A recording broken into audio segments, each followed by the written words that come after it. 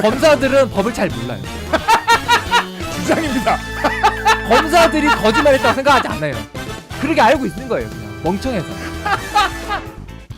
사실 제가 안 어려우면 여러분들도 별로 안 어려우실 수 있습니다. 저의 인생 마지막 IQ 검사의 결과는 90이었어요. 네. 박판규 변호사와 함께 하도록 하겠습니다. 네, 안녕하세요. 박판기 변호사입니다. 네.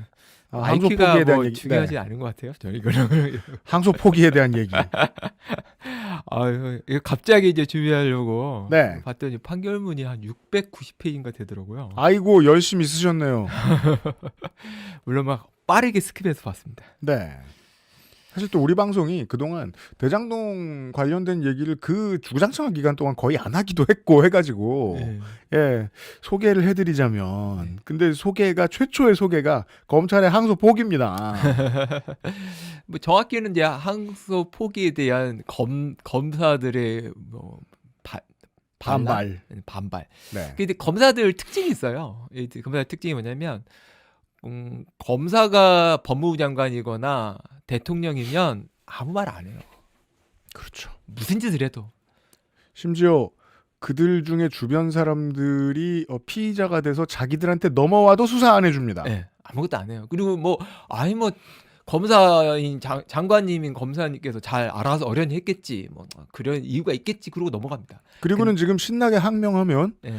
게시판을 검사 아이디도 없으면서 쳐다보고 있던 기자들이 네. 또 열심히 받아다 씁니다. 그리고 저는 제일 정말 좀 화가 나는 게 이 기자들이 적어도 이 기사를 쓸 때는 판결문을 보든지 아니면 판결문을 본 사람으로부터 내용을 좀 듣든지.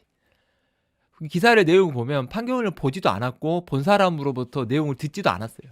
근데 뭐 강백신 검사 하는 얘기 받아다가 쓰는 일들만 네. 그러니까 저는 이번에 언론에 이제 지난 며칠 동안 있었던 언론의 네. 표정을 이렇게 설명드릴 수 있을 것 같은데 젊은 기자들은 법조 기자들은 하던 대로 했어요. 네, 하던 대로 했죠. 계속 검사들 걸 받았었어요. 그렇죠.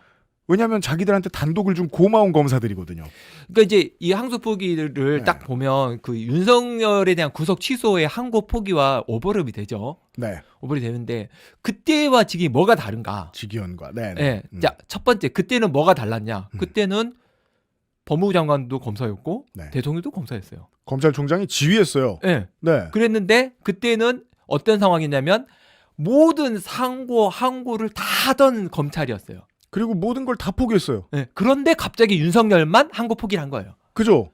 70년 만에 제가 보통 방송에서 타운 포탈이라고 표현하죠. 지기현이 타운 포탈을 뿅 하고 열어줘가지고 윤석열이 시간 계산을 통해서 확 하고 나왔는데 검찰은 아무도 뭐라고 안 했어요. 네. 그리고 나서 그 포탈만 딱 조용히 잡아두고 하던 일을 또. 근데 이제 그때는 어떤 검사도 이 구속 취소에 대한 항고 포기에 대해서 반발하지도 않았고 누가 타진하지도 않았고 그 당시에 내란 수사팀은 반대했다는 기사는 나와요. 네. 그런데 아무 말도 안 했어요. 그냥 지나갔어요. 그냥 선배님이 잘했겠지.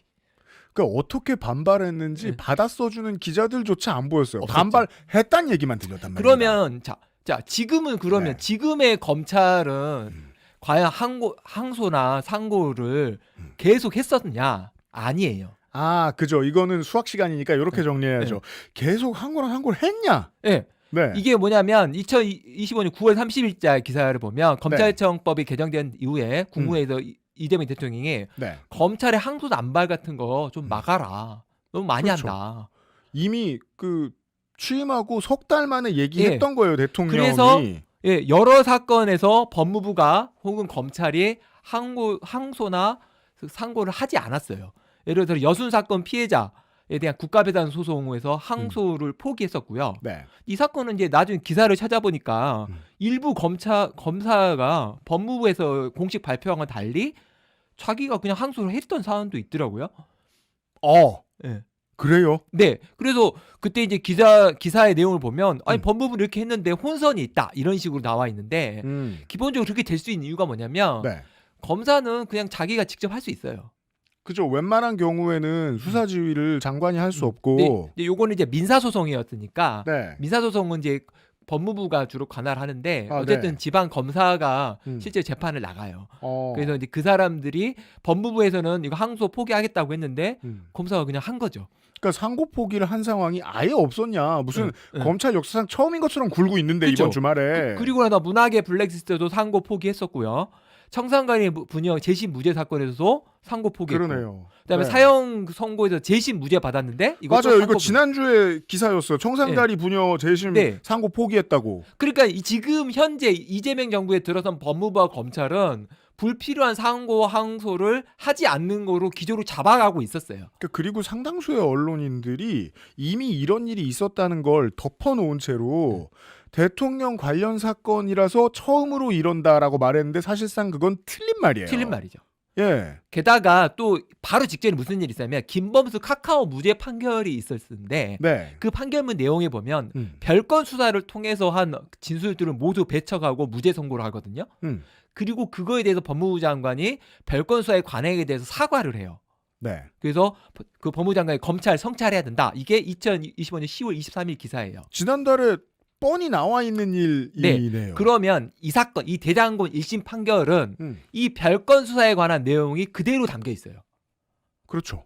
그게 중요하잖아요. 네. 그러니까 법무부 장관으로서는 카카오 때 이미 한번 검찰 성찰해야 한다고 말을 했었고 그다음에 그 전에도 불필요한 상고나 상고는 제한하지 않는다고 여러 번 반복해서 이야기했고 그리고 이 사건, 이 대장군 사건에서도 똑같이 1심 재판부가 별건 수사를 통해서 얻은 증거는 없다라고 다 배제했거든요. 그게 세상이 바뀌었다는 되게 중요한 증거인데 별건 수사라는 것이 처음에 어떤 프로젝트를 저 사람을 찍고 수사를 하기로 마음 먹고 진행을 하다가 처음에 생각했던 혐의가 나오지 않으면 그냥 그 사람의 개인사를 뒤져보다 말고 다른 건을 끄집어내서 그걸로 기소를 한단 말이에요. 나중에 추가 기소를 하기도 하고 그러니까 그것 때문에 소위 조국 사태라는 게 생겼던 것이기도 하고 근데 그것에 대해서 지금 검찰은 성찰해야 된다고 얘기를 하는 법무장관이 나타났단 말이에요. 그쵸. 그리고 거기에 따라온 흔적들이 있어요. 지금 올 가을 내내. 그러니까 지금 이 사건은 이제 그러면 왜 별건 수사로 그 법원이 증거를 배제했냐? 그 뭐냐면 이 사건은 21년 12월에 네. 그 이 5명 이제 뭐 그 이게 김만배랑 유동규, 김만배, 남욱, 정영학 유동규 요 5명에 대한 배임 사건으로 기소가 돼요. 그런데 배임 사건이 기소가 됐는데 그 당시 그 기소사 할 때는 이재명과 정진상이 그 기소가 안 됐었어요. 네. 그러니까 이 사람들에 대한 수사를 2기 수사팀이 이어받아서 근데 그렇게 되는데 문제는 배임 사건이 기소가 된 다음에는 이 사건으로 다시 재판 중에는 수사할 수가 없어요. 재판 모든 사건이 그런 거 아닙니까?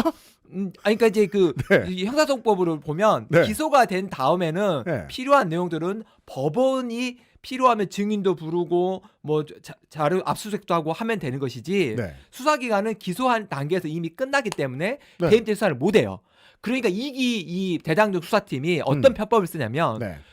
이 유동규 김만배에 대해서 공직자 이해충돌 방지법 위반이라는 죄명으로 수사를 해요. 그럼 별건 수사가 돼요. 별건 수사인데 그 내용이 전부 다 배임에 관한 거예요. 그래서 그렇다면, 네. 그 수사가 다 끝나고 나서 네. 공직자 이해충돌 방지법으로 이 5명을 기소하고 동시에 이재명, 정진상을 배임죄로 추가 기소해요. 그러니까 여기서 중요한 열쇠는 배임죄에 처음으로 첫 번째 팀이 수사를 해서 기소를 한 다음에 이제 공소를 하면 되는 거예요. 지금의 우리가 얘기하는 공소청처럼 공소 유지하면 되는 거예요. 그 다음 팀은. 근데 그게 아니라 수사가 진행되고, 그러니까 재판이 진행되고 있는데 수사를 더 하면 안 되는데 또 수사를 했어요. 근데 또 수사를 하려면 별건 수사를 할 수밖에 없는 그렇죠. 거예요. 이미 원칙을 어겼으니까 또 원칙을 어겨서 진행할 수밖에 없어요. 그래서 나온 게 배임죄다. 그렇죠. 그래서 그렇기 때문에 이 그 배임죄로 기소된 이후에 했던 네. 그러면서 공직자 이해충돌 방지법으로 수사를 했지만 사실상 배임으로 수사했던 그 모든 유동규, 김만배에 관한 조서를 모두 증거 배제 결정을 한 게 이번 대장동 1심 판결의 주요 내용이에요. 그게 억울했던 거죠. 그렇죠. 그러니까 그거를 지금 수사팀에 반발한 거예요. 이건 아까 말했잖아요. 지금 불필요한 항소는 하지 않는 걸로 법무부랑 검찰은 입장을 정해왔었고 그다음에 이미 카카오 무죄 판결 받으면서 별건 수사의 관행에 대해서 반성해야 된다고 이야기를 했었고 근데 이건 별건 수사고. 이 사건은 별건 수사를 했기 때문에 그 부분에 대해서 굳이 항소를 할 필요가 없다라고 해서 판단한 거죠.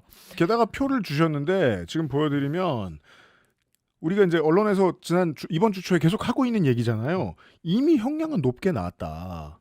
검찰이 요구한 만큼의 정의는 이루어졌다. 그렇죠. 지금 여기면 유동규, 정민용은 구형보다 형이 높아요. 어유 판사님 화끈하네요. 예, 예. 네. 그러니까 이 저 노란색이 구형보다 높게 나온 거예요, 선고가. 예, 네. 그러니까 유동규 정민영에 대해서는 판사가 보기에도 구형이 너무 약한 게 보인 거예요. 이거 왜 이렇게 약하게 했지? 야, 니들 수사 겁나 잘해놓고 네. 왜 이렇게 물로 넣었어 구형을? 예. 그러니까 이거는 뭔가 이제 판사도 느낌을 챈 거죠. 아, 얘네들 왜 얘네들이 이렇게 약하지? 그죠. 근데 왜 이게 말이 안 되냐면 김만배가 8년 나왔잖아요. 네. 근데 유동규는 유동규하고 정민영은 뇌물을 받은 사람이에요. 그렇죠. 뇌물을. 음. 그런데 보통은 뇌물 사건은 받은 사람이 훨씬 높아요. 그리고 실제로 많은 사람들이 네. 진짜 리더는 유동규다라고 얘기들 한단 말이에요. 이렇게 많이 얘기 나왔던 김만배는 얼굴 마담이자 로비스트고. 그렇죠. 어쨌든 네. 그래서 이거는 이게 구형 자체가 이상한 거예요. 김만배가 12년이고 유동규 7년인 게 말이 안 돼요.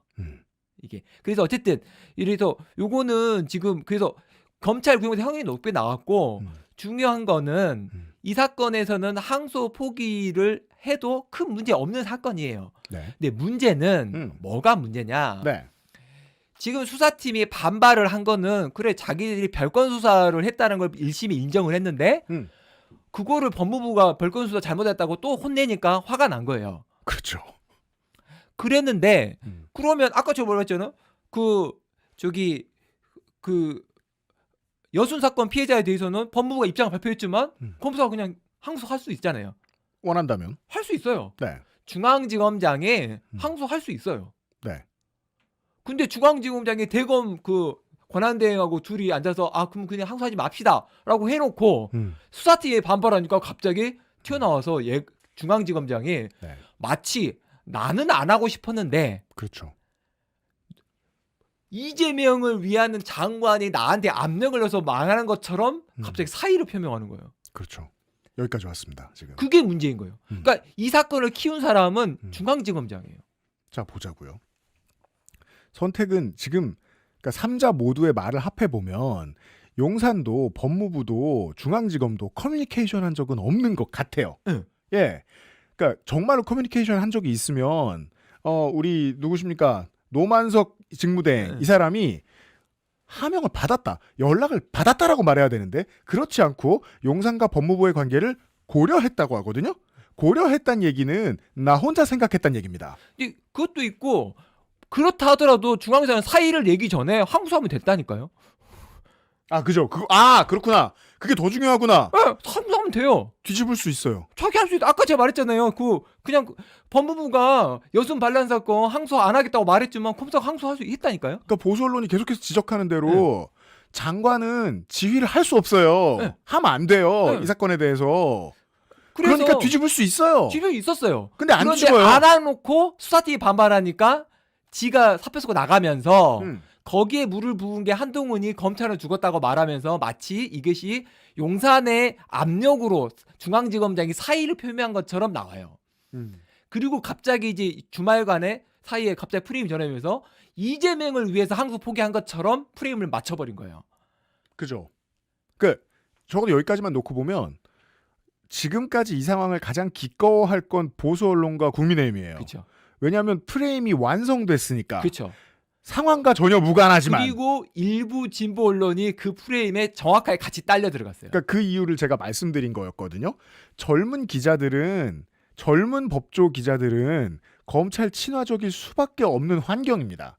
그래서 늘 받아쓰던 대로 오늘도 검찰의 입장을 받아줬어요. 그래서 한겨레와 경향 주말간과 주초에 저 언론의 움직임을 보면 이상하죠. 지면을 봤는데 뒷면에 무기명 사설과 맞아요. 대기자들의 칼럼은 비판적이에요. 네. 검찰 뭘 잘했다고 이래. 어른들은 그래요. 어른들은 직접 요즘은 저 검사들 마주할 일 없으니까. 근데 젊은 기자들은 받아 적어요. 검찰의 반발이 심하다고. 네. 아니 검찰 노조도 없으면서 어디다 대고 막 반발합니까? 노조 안 만들고 그렇게 단체 행동하면 안 돼요. 우리나라에서는. 그러면 자 보십시다. 항소 포기가 이재명 그 재판에 네. 도움이 되는가? 도움이 되면 그런 의심을 할 수가 있지. 그 다음 문제. 한번 판결만 들여다보자고요. 네. 뭐가 있길래 이거를 항소를 포기하면 이재명이 도움이 되는가?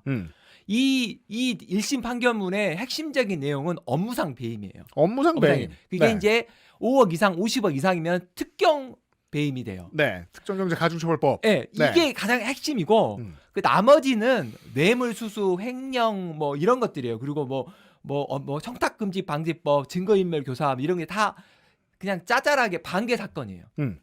핵심 업무상 배임이고. 업무상 배임의 논리는 어떻게 성립하는가를 봐야 되겠죠? 그리고 그 다음에 두 번째는 네. 조선일보가 말한 추징할 기회를 놓쳤다. 그렇죠. 아까 그 표에서 프레임. 보셨습니다만 네. 김만배에게서 6천억을 받아낼 수 있었는데 네. 400몇 억밖에 못 받아냈다. 그런데 이제 이거는 저같이 실무에서 뭐 판사를 해보고 변호사 해본 사람한테는 너무나 간단한 문제예요. 어떻습니까? 추징 못해요. 불가능해요. 애초에 불가능해요. 그다음에 두 번째. 이 코너의 즐거움이 이런 순간이라니까요. 네. 증명하는 고개를 넘는 순간. 네. 불가능하고 두 번째. 네. 그 액수가 확정할 수 없어서 업무상 배임으로 갔거든요. 네. 금액 확정할 수 없어요. 이런 사건 변호사가 딱 받으면 이거는 당연히 특경 배임은 무죄고요. 업무상 배임만 다투면 됩니다. 금액 확정할 수 없습니다라고 그냥 애초에 까놓고 시작해요. 이거는. 그래요. 자, 왜 그런지 설명해 드릴게요. 첫 번째, 왜 추정할 수 없느냐? 네. 범죄 수익에 대한 법률이 있어요. 8조에 보면 네. 다음과 다음과 같은 재산을 몰수할 수 있다. 이렇게 돼 있어요. 근데 이런 재산을 이렇게 몰수하는데 사망을 보시면 삼항. 그럼에도 불구하고 네. 범죄 피해 재산 있죠? 네. 그리고 가로 쭉 있고 이 경우에는 몰수할 수 없다 이렇게 돼 있죠. 네. 이게 무슨 말이냐면 범죄 피해 재산, 즉 재산에 관한 죄에 대한 이 재산은 몰수할 수 없다고 돼 있어요.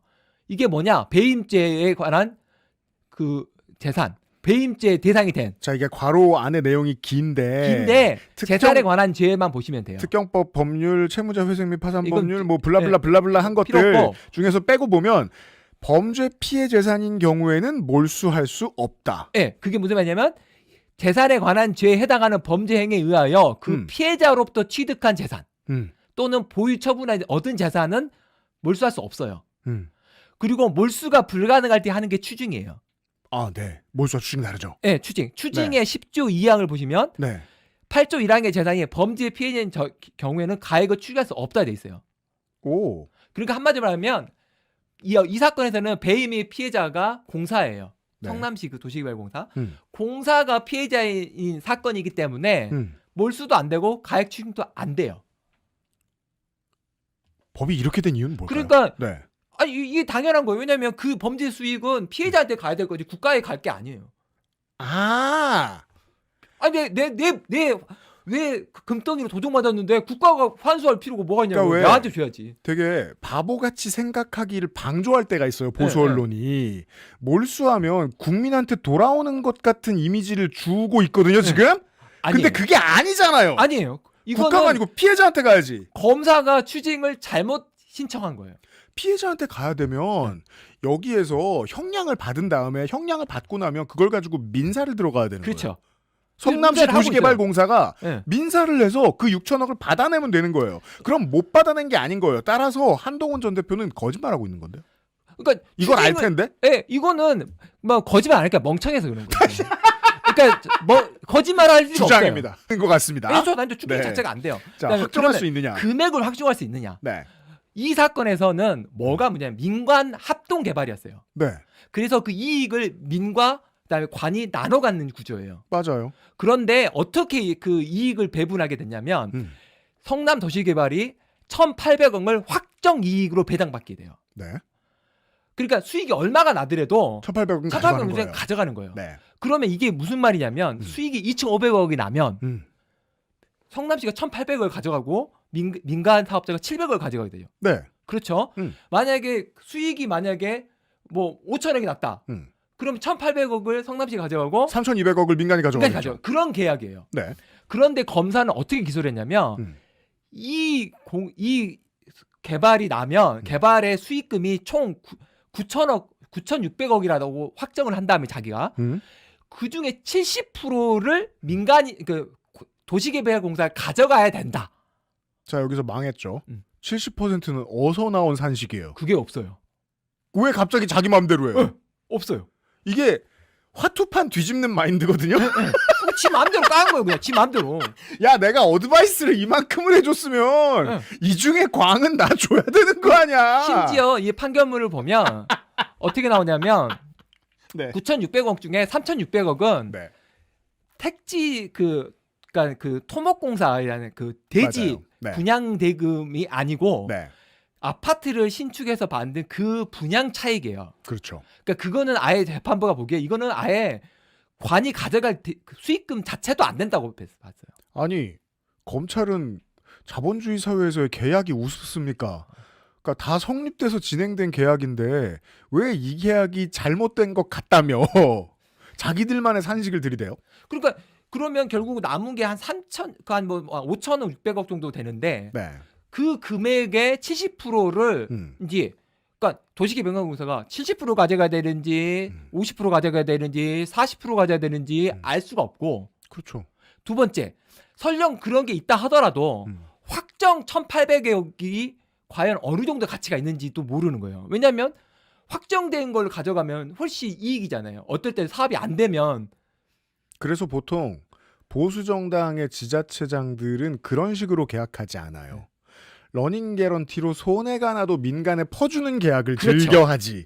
그게 이명박식 그 도로나 고속도로 같은 데 쓰이는 방식이잖아요. 실제로는 국가가 손해를 계속 봐가면서 민간업자한테 수여를 해주는 그 서울 지하철 9호선 같은 경우에도 대표적인 사례고. 근데 이재명 성남시장이 했던 방식은 어차피 남기기로 하고 일단 시의 이익을 보장해 놓고 그 다음 나머지를 가져가라. 그러면 민간업자가 손해볼 수도 있는 거예요. 대신 시는 손해보지 않을 확률이 매우 높단 말입니다.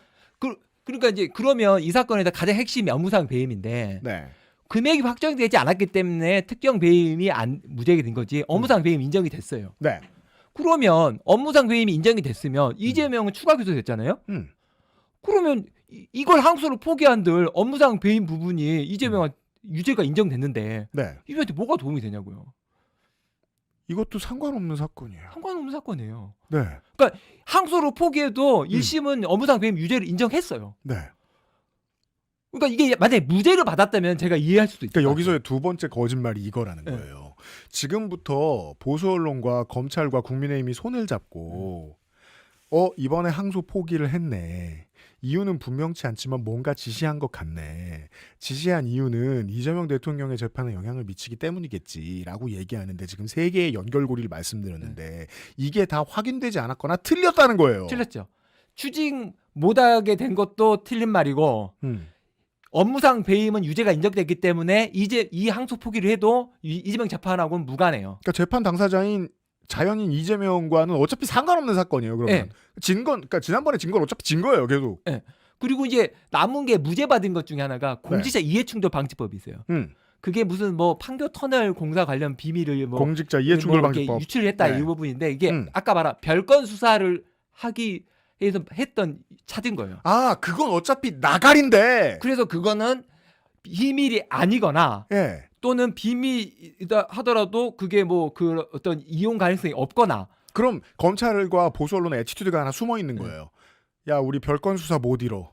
이건 상징성이 있는 강짜인 거예요. 그렇죠. 그래서 지금 이해충돌 방지법만 무죄가 났는데 네. 이거는 이재명 사건에도 있어요.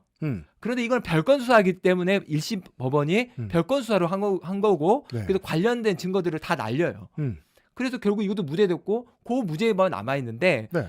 그것도 뭐 그 쟁점이 아니에요. 사실상 업무상 배임이 핵심이지. 근데 그들의 마음에 남아 있는 것 같긴 해요. 그렇죠. 지금 언론 보도를 보면. 네. 그래서 제가 이제 말하고 싶은 거는 이번에 항소 포기가 네. 이재명 대통령의 본 재판과는 별 관련이 없다. 그러니까요. 그리고 이걸로 항소 포기로 몇천억의 추징을 못하겠다라는 것도 그냥 검사들이 멍청하기 때문이지 아무 관련이 없다. 가장 논리적인 귀결은 그렇기 때문이다. 네. 아직도 이해를 못하는 검사들이 많을 거예요. 무슨 말인지. 제발 법 좀 찾아보세요. 그냥 밑에 사람 혼내지 말고 자기가 법전을 좀 보라고. 오늘의 명언. 검사는 멍청해진다. 네. 그러면 네. 이제 결국은 이 사건은 중앙지검장이 뜬금없이 사의로 표명함으로써 사건을 키운 거예요. 네. 그리고 조선일보가 거기 가대하고 한동훈이 가세를 했어요. 그러니까 지금 며칠 사이에 중앙지검장의 인생에 되게 많은 일이 일어났을 거예요. 네. 그 노만스 중부대행에. 그러니까 이게 지금 그 언행을 보니 처신도 잘 할 줄 못하는 사람이고, 네. 그리고 갑자기 그 연가 썼잖아요. 뭐 연가 썼댔습니까? 네. 뭐 도망갔잖아요. 네. 그러니까 배포도 얼마 안 되는 사람인데 주변에서 많은 말들이 들렸을 거예요. 네. 그리고 그 많은 말을 해준 주변 사람들 중에는 검찰 관계자나 보수 정치인도 있었을 가능성이 있습니다. 적어도 제가 예측했을 때는 너 지금 빠져야 우리 그림이 완성된다라고 설득했을 사람 없겠느냐? 하여튼 이유는 잘 모르겠는데. 우린 모르죠. 모르는데 네. 어쨌든 중앙지검장이 이 지금 검란을 촉발시킨 사람이고 네. 본인이 가장 비겁한 사람이다. 네. 본인이 사표 내기 이틀 전에 항소했으면 됐어요. 그러니까요. 네. 사표를 내므로 인해서 네. 항소도 못할 위치가 됐죠. 네. 그냥 퇴직자가 되면서. 네. 이상한 거예요. 아니 그러니까 진짜 이상한 거예요. 가장 중요한 반문은 이거예요. 항소를 하지. 네. 그리고 심지어 수사팀이 해도 돼요. 야 검사들 삐졌댄다. 그러니까 어떤 경우 기억나시냐면 네. 임은정 검사가 네. 법정에서 갑자기 뒤집어 버리죠. 무죄 구형을 한다고 들어가서 문장구 들어가서 무죄 구형했잖아요. 네. 법적으로 그거는 완벽하게 적법한 거예요. 그 검사의- 안에 내부에서는 문제가 될 수 있지만. 그러니까 거기까지 검사의 권리는 법적으로 보장되어 그렇죠. 있으니까. 수사팀이 항소성 내면 돼요. 네. 그러니까 나중에 보복성 인사를 당할 수도 있어요. 그렇죠. 하지만 해도 돼요. 네. 근데 안 해놓고 이제 와서 항의하니까 갑자기 지검장이 사표를 내는 거예요. 그리고 지검장급까지 올라갔는데 어차피 검찰도 없어진다는데 좌천 걱정이 뭐 있습니까? 그래서 이 사건은 제가 보기에는 검사들이 그냥 건수 하나 잡은 거예요. 건수 하나 잡아서 이거 이재명을 위한 항소 포기라는 프레임이 먹힐 수 있다면 해볼 만 하겠는데? 그러니까 그 모든 프레임 설정은 네. 하나의 집단 지성체로서 그 사회를 쳐다보다가 이 프레임 전쟁을 하고 싶은 사람들이 대한민국은 이 정도 프레임이면 걸려 넘어지겠구나 그렇죠. 라고 계산했을 때 나오는 그림이거든요. 네. 그러니까 이게 얼마나 놀랍도록 정치적인 사건인지를 우리가 얘기를 나눈 것이기도 해요. 하나하나 들여다보면 앞뒤가 맞는 건 아무것도 없지만 하나의 스토리로서 작동을 해서 검찰개혁을 늦춰줄 수 있는 명분이 되어줄 수 있는 거대한 거짓말로 만들어진 아군이 될 수 있다. 그러니까 이제 저는 이런 그 사건을 볼 때마다 정말 많이 느끼는 게 네. 제발 기자님들이 이런 사건 있을 때 검사 출신 변호사나 이런 사람들한테만 제발 묻지 말라는 거예요.